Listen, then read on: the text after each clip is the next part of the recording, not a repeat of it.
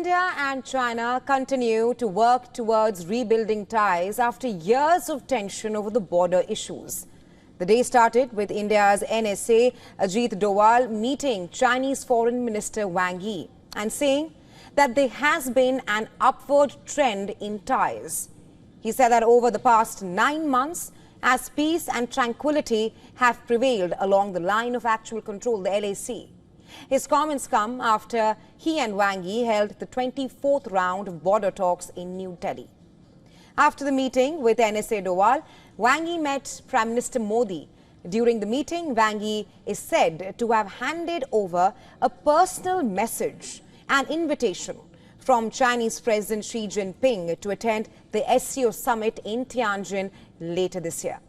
An invitation that Prime Minister Modi accepted.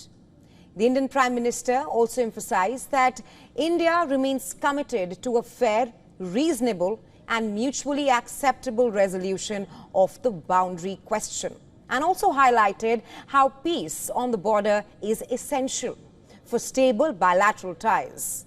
Prime Minister Modi also welcomed what he described as steady and positive progress in ties since his meeting with the Chinese President Xi Jinping in Kazan last year. Now, Prime Minister Modi's upcoming trip to China will be his first trip there since 2018.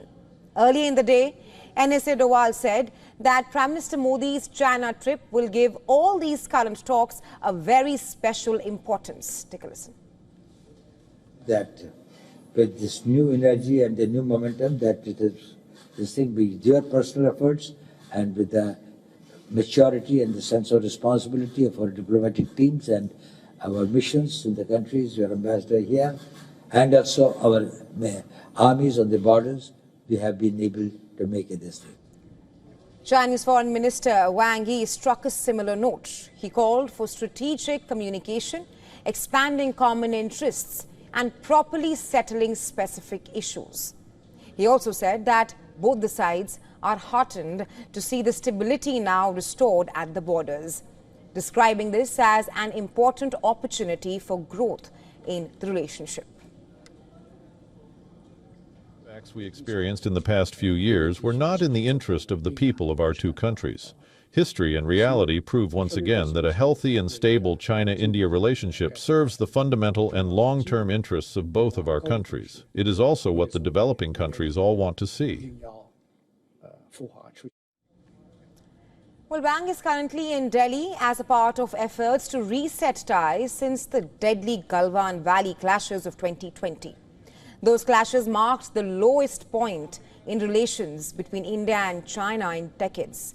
Both the countries deployed troops along the line of actual control in eastern Ladakh. A breakthrough came in October 2024 when disengagement agreements were reached, though full de-escalation is still pending. Since then, the two sides have tried to stabilize ties by restoring tourist visas, not just that, resuming the Kailash Mansarovar Yatra, and now reportedly discussing direct flights as well. Remember, the diplomatic engagement between India and China is also happening against the backdrop of US tariffs.